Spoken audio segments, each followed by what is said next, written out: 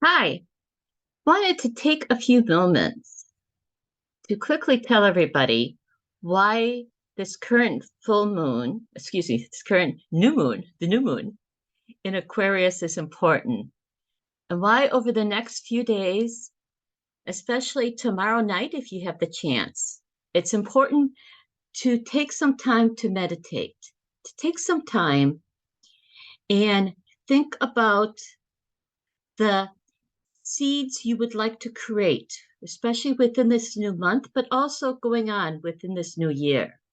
Because the new moon is the time for planting seeds, not necessarily physically, but planting seeds of thought, of thinking about those things that you want to create in your life.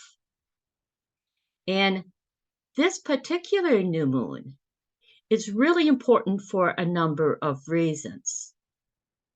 Now, the new moon is officially here in around Newcastle, will be officially about 8:52 tomorrow night. That's 20:52 Universal Time. And so the new moon happens when the moon and the sun are in the same degree.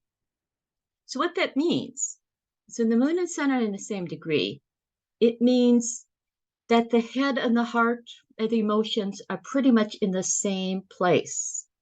So it's a great time, and this is why it's a great time to lay the path for ascent, for intentions. So I'm going to share my screen briefly so that I can just show you some of these things real quick for those who care, because I have a few things that I want to direct your attention to as well. Let me go up here and put this on presentation mode.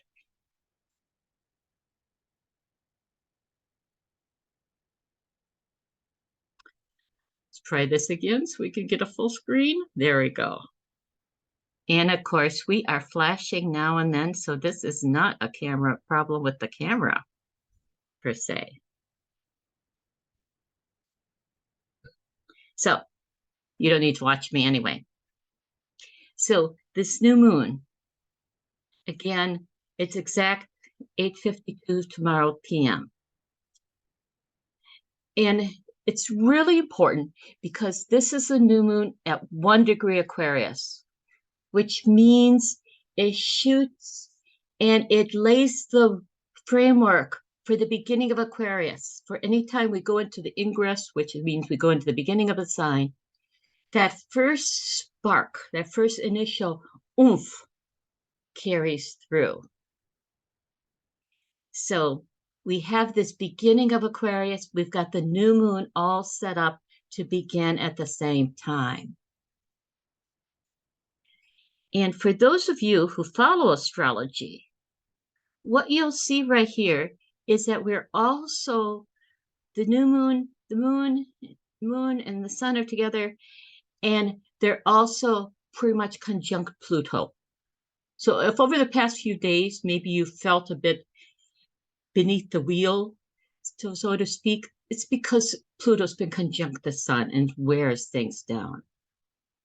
Now, Pluto is in the late degrees of Capricorn right now. It's a 28 Capricorn, and it's about to go into Aquarius. When it goes into Aquarius, which will be at the end of March, we're beginning to see changes that happen socially, politically, everything. Now, we're not going to notice them up front at first because it's going to be a gradual thing because Pluto goes into Aquarius a little bit this year. It goes in at the end of March. And then in June, it goes back to Capricorn. And it will be in and out of Capricorn and Aquarius for the next year or so. So what does this mean? As we've observed with Pluto in Capricorn, there's been this shakeup of organization, shakeup of structure, especially politically, government-wise, economically, things that don't work. And we hear from both the right and the left politically that things are not working. Things can't keep on how they are.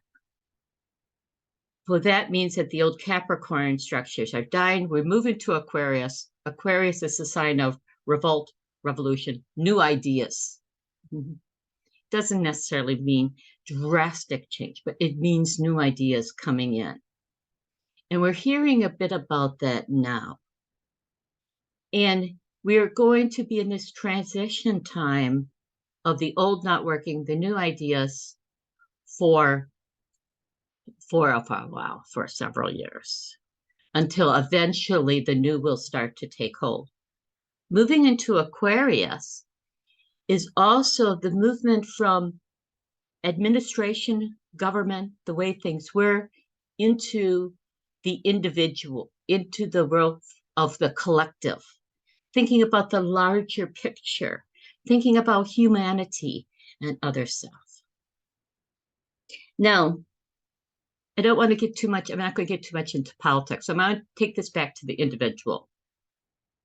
So in Western astrology, we usually talk about Aquarius as being groups and peoples as associations, friend, involvement with the collective group. I also like to think about Aquarius as they do in Vedic astrology, where they think about Aquarius as being the place for wealth and gifts. Now, beginning back to this in a little bit. So let me explain that. For the idea of Aquarius as being the gift giver, as being wealth, might be new to people. So if we look at the chart itself, the astrological chart, as we go around 12 signs, goes around the way of our life. So we're born in the first house. When it rises, we begin to learn things about our family. We go to school, we learn a trade, we get married from 7th house with children. And then when we get to the midheaven, this is the high point of our career. So what happens after you've fulfilled yourself career-wise, after you're done all you could? You reap the benefits of the career. And that's where Aquarius begins in the 11th house. We reap the benefit of our career. Ideally, if we've done our planning right, we can retire into a comfortable state. So we get the benefits of those things that we've strived for in Capricorn. So again, that emphasizes this particular new moon because it gets to the idea that this moon, we can pull together the culmination of what we've worked on to plant the seeds for what we want to create in the future based on what we've done already. So it's especially important that way. And of course, the first new moon of the solar year corresponds to the beginning of the lunar year. And this lunar year is the year of the rabbit. Now it's the water rabbit. Now, I'm not going to go too much into what the rabbit means. I'm not a Chinese astrologer, but the rabbit, from what I understand, the rabbit indicates, quickness, agility. It's also a friendly, gregarious animal. So and water being the sign of emotion and caring. So it's a good year. It's also a clever animal. So it's good for the mind, etc. But getting back to our point of what we care about, even beyond this, is that because this is a new year for billions of people worldwide, there's a lot of collective energy happening right now at this new moon. There's a lot of people putting thoughts into what do I want to accomplish for this new year? So the collective energy is high. And so it's like riding a wave. So your own seeds and thoughts hook on to the whole Chinese New Year emblem of all the billions of people doing that, and it gives extra oomph And this is why it's important to take some time and put those seed thoughts out on what could be. Now, a couple other special things this year. One is that there's a comet out there. And this is common, hasn't been seen since the Stone Age, since the time of the Neanderthal Neolithic times or whenever. And currently, this is a path, I've got the link to this on the next slide, of where it's been going since November.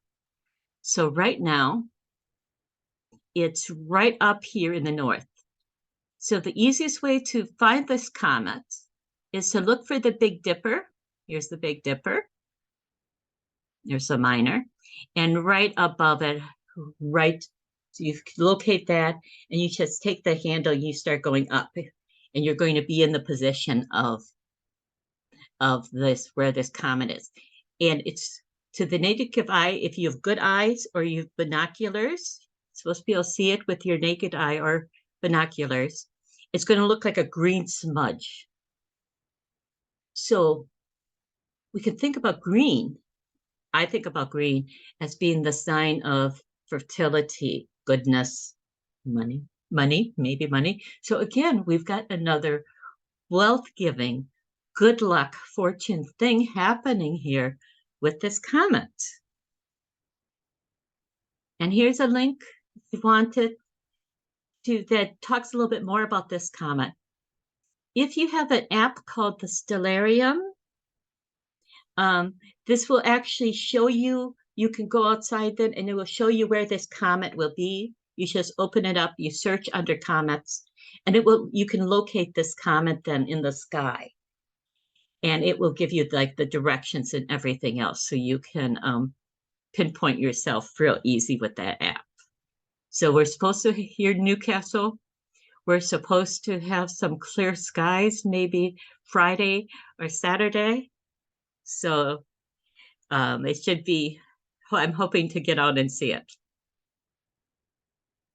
So finally, if you're listening to this late and it's Sunday, Monday, and you think you've missed it all, I want to point out the final part of this coming year, coming new moon. And that is something to think about called the Dhanishta meditation. And this is a meditation that is for giving, wealth giving, goodness giving. And this is one that's given out of the Teacher's Trust.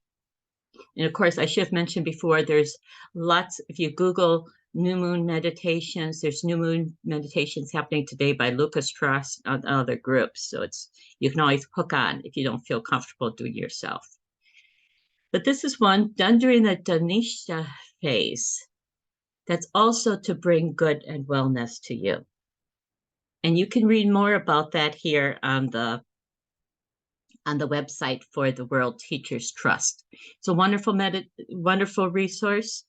It has other meditations out there for the new moons and for astrology and for just a number of good, very easy number of ebooks that can be downloaded to on meditation and Raja Yoga.